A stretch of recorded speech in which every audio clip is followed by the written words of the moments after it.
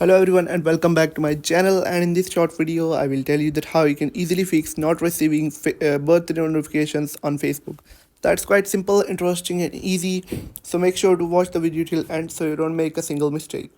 So guys, first of all open up the Facebook app on your phone and then tap on the menu on the bottom right corner, and you can follow the exact same steps if you're on an Android as well.